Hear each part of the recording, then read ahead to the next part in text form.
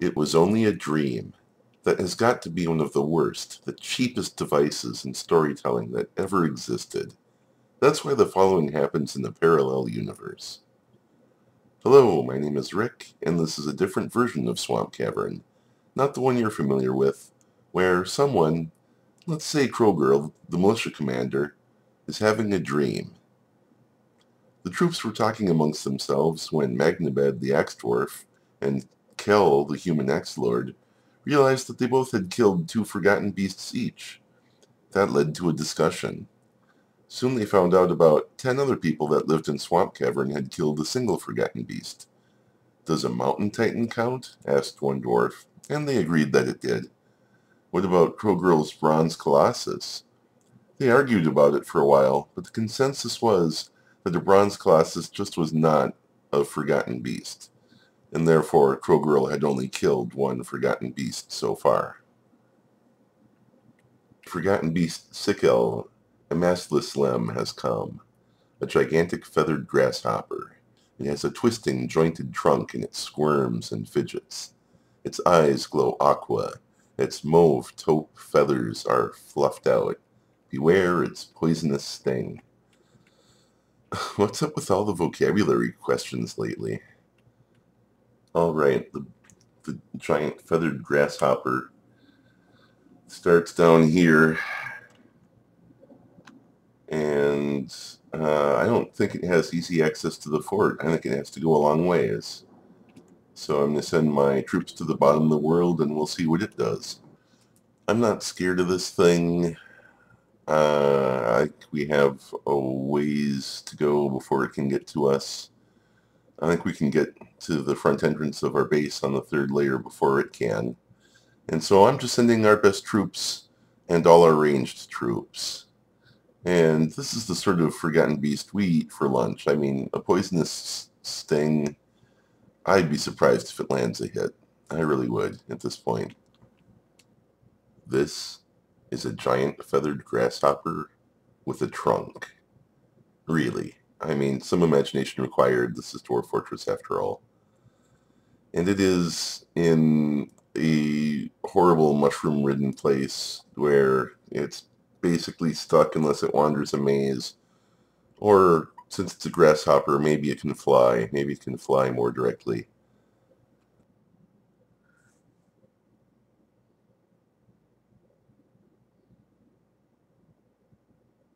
This is actually the best I've ever seen this work.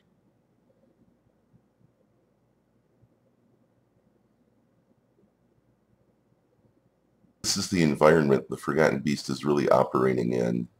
It's terribly vertical. It goes way up and down, and apparently the giant grasshopper is about 3 stories tall, so its head is sort of navigating through this thin path of a maze here.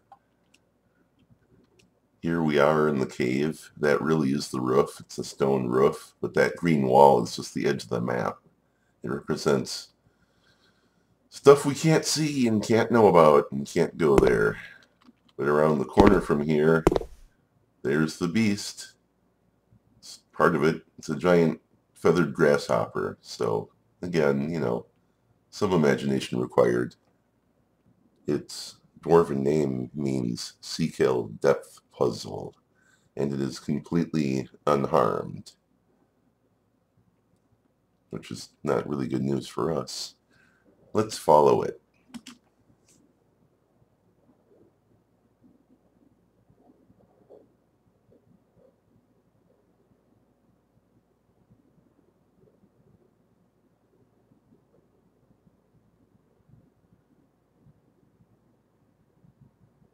The Forgotten Beast sees the world as a maze and is threading its way through it.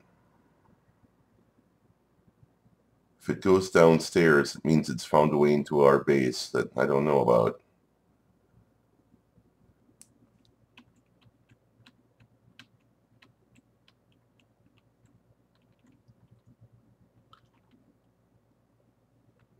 I am a horrible giant feathered grasshopper. I come from a land of mushrooms and shiny, shiny blue stone. Just thought I would mention that. He's standing on this weird pillar that just goes straight up and down almost forever. These stairs kind of run up and down through this horrible mushroom land, so I wouldn't be surprised if he jumps in there, because it's probably the straight route to anywhere in mushroom land, basically.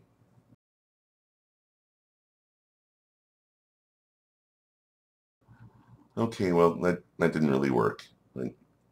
Let's see what he does now.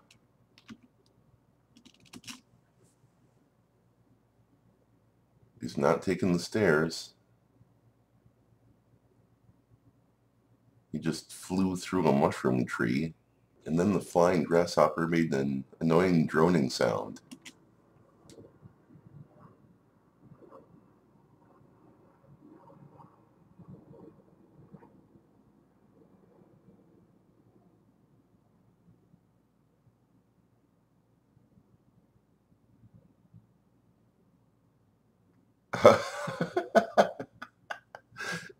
Now is not the time, you silly person. Besides, didn't you already build one?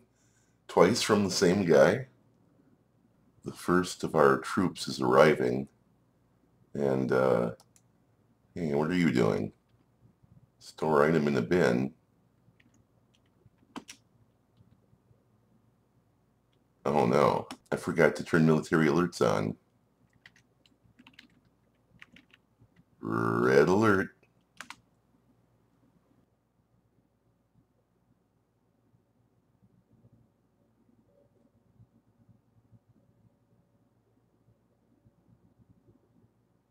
Previously, this beast was making almost a direct beeline for our fort.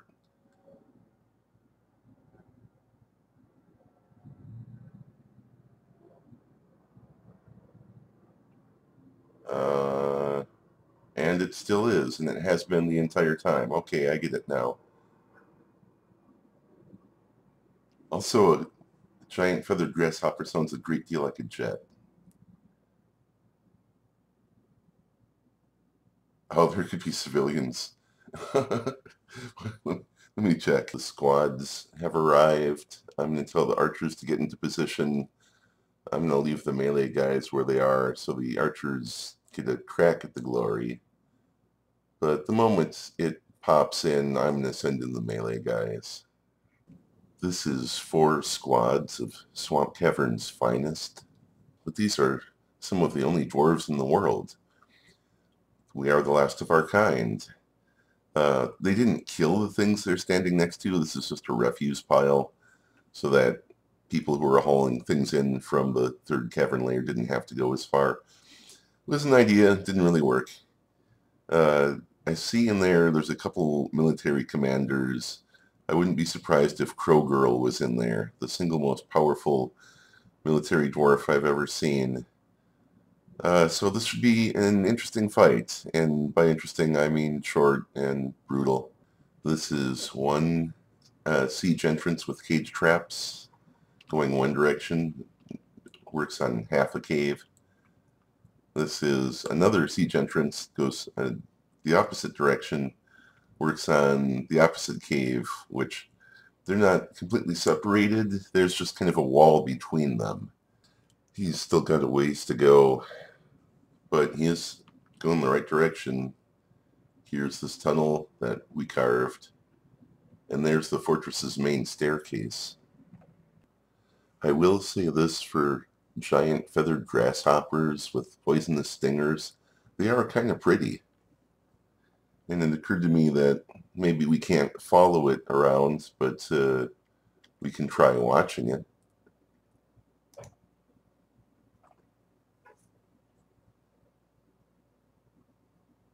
I said we can try watching it. That's your cue. You're supposed to move. Move.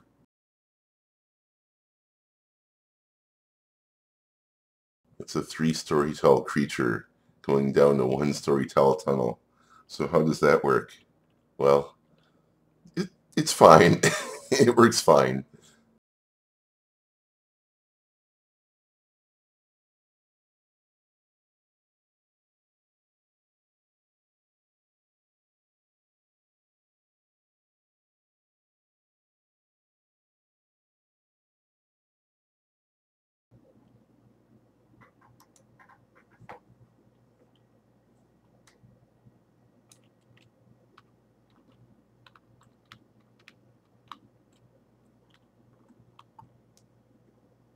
Follow that forgotten beast after it.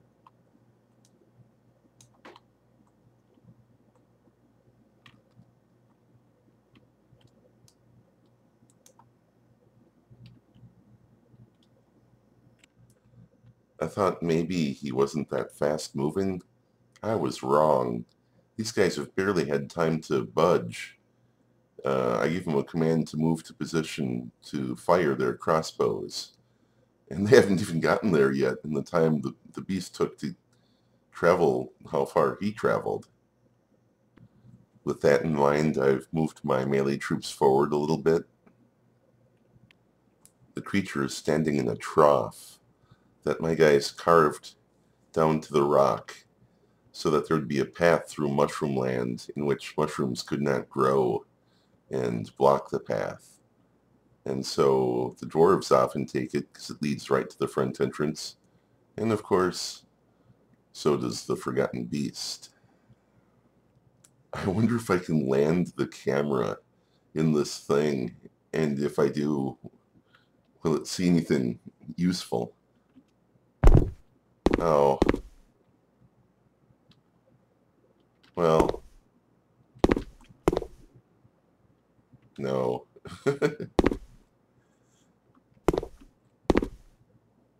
Not really.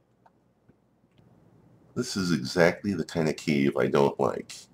It's too narrow, it's too crowded, you can't navigate it, it just jams shut, and it's full of mushrooms. Stupid, stupid mushrooms. Will the Forgotten Beast get a hit in? Will it sting someone with its poisonous sting? Will it kill one of my dwarves because it's 3 stories tall? Or will my guys run in with axes and spears and chop it to pieces?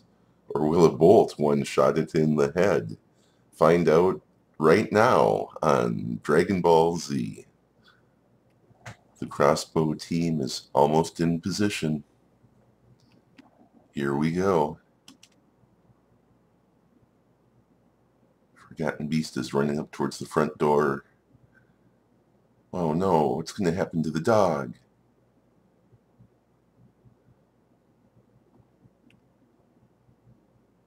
What you just witnessed was a bunch of flying bolts, some masterfully made, tearing the muscle and bruising the guts, hitting it in the right second leg, tearing the muscle. A ligament has been torn and a tendon has been torn. The flying silver bolt strikes the Forgotten Beast in the right second leg, tearing the muscle. A ligament has been torn and a tendon has been torn. The Forgotten Beast falls over.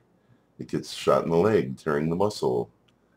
It gets shot in the thorax, tearing the muscle. I just ordered the melee squads in, and I let them pick their own targets, so they know what to do.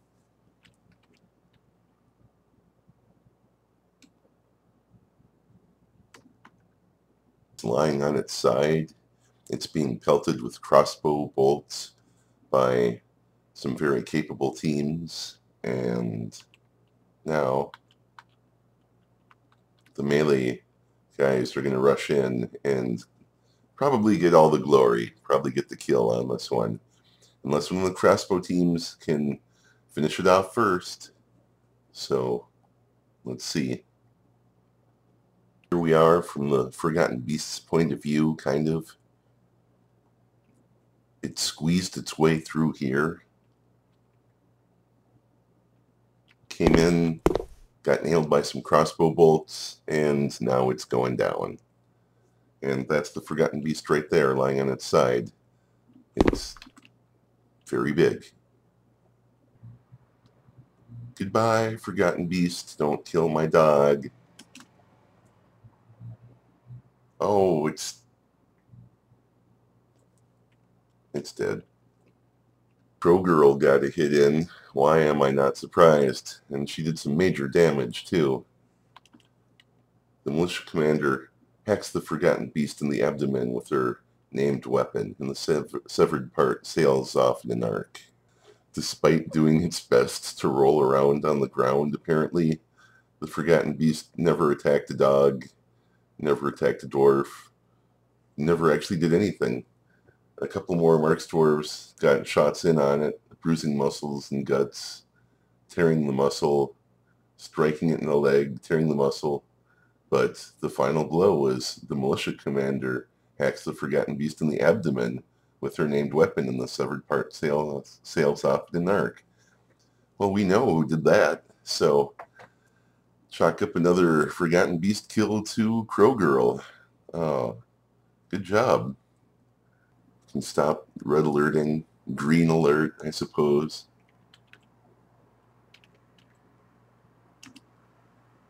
How unfortunate that this world isn't really real and this is just a dream and none of this actually happened.